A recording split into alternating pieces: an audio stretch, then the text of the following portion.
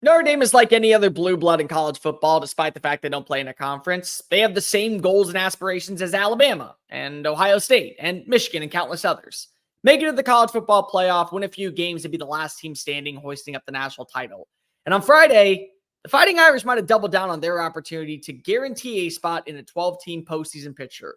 Let's talk about the recent hiring of LSU offensive coordinator Mike Debrock.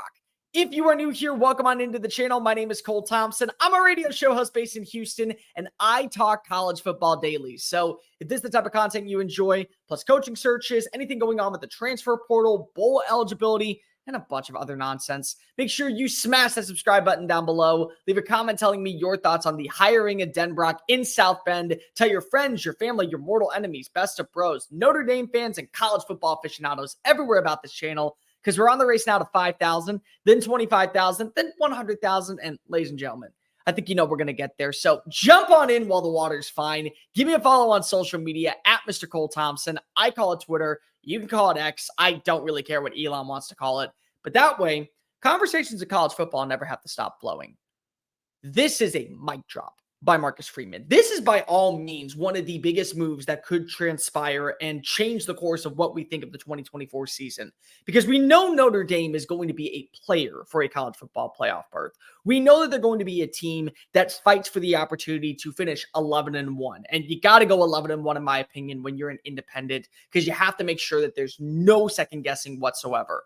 But you're doing that by adding in a veteran quarterback once again with Riley Leonard.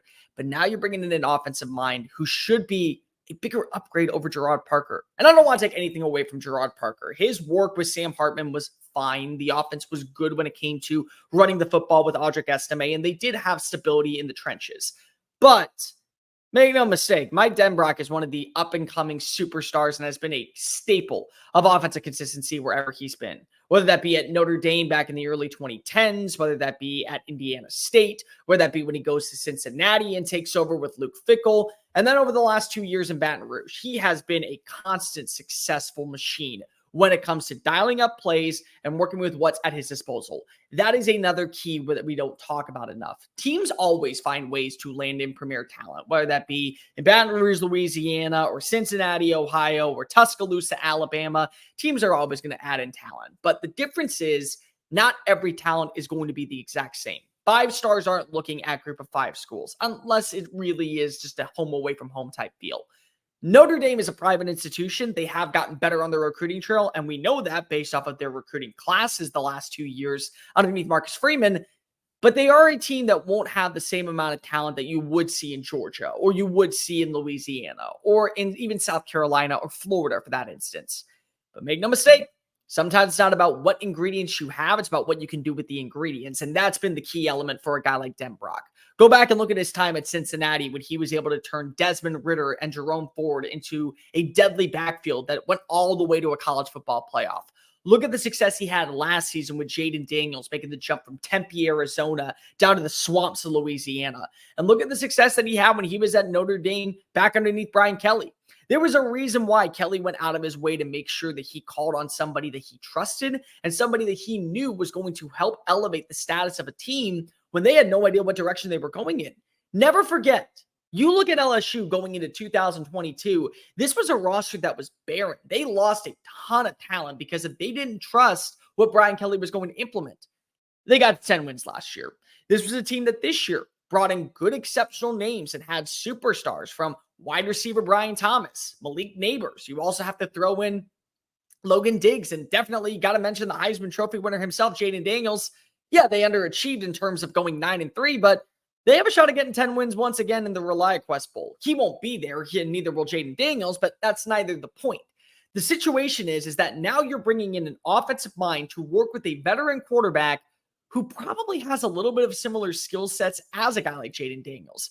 Everyone knows what Riley Leonard is. He is a quarterback that is hyper athletic, 6'4", good arm, hits the intermediate part of the field, can sling it every once in a blue moon, but isn't afraid to take off and turn on the jets in the open field. You know who that reminds you a little bit of? How about the guy that just hoisted up the Heisman Trophy earlier this month? The guy who became one of only 7 players in college football history to finish with over 3,000 passing yards and 1,000 rushing yards. I don't think you're going to get Riley Leonard at that level, but what you could get is over 725 rushing yards and 11 TDs, primarily all inside the red zone. Maybe 3,700 passing yards and 25 touchdowns through the year. And if you get that, well, then you're just over dramatically transcending your roster to that next level. And we know that this could work with a guy like Denbrock because if he's done it with lesser names, you're not seeing the talent that was playing against Alabama in the college football playoff for Cincinnati go into West Virginia all the time, or you're not even seeing them go to places like USC or UCLA or Oklahoma State.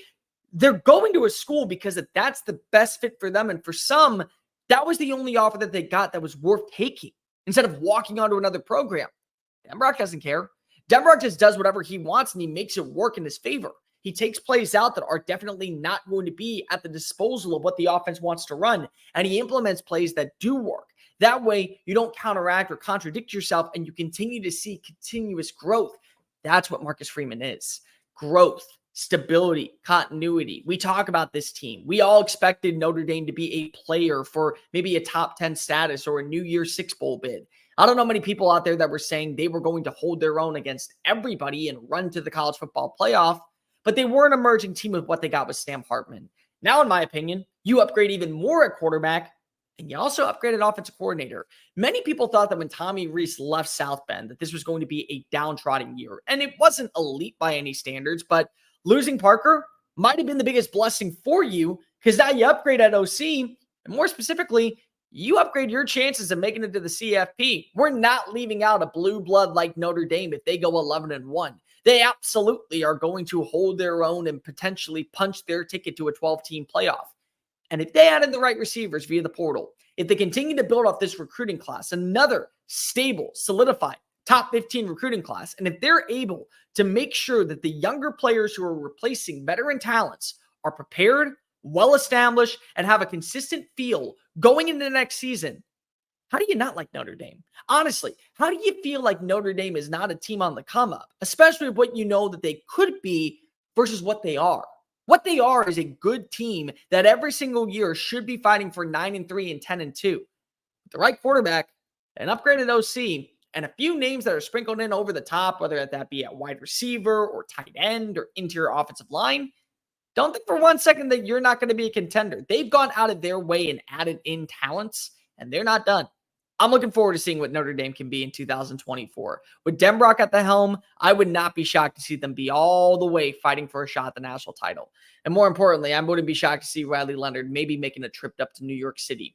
Kind of like a quarterback that Denbrock knows pretty well. Hey guys, thank you so much for watching that video. Don't hit the X button yet. Make sure you hit subscribe to keep up with all of our daily content found on Just Saying It and anything else that we post on this channel. Bye.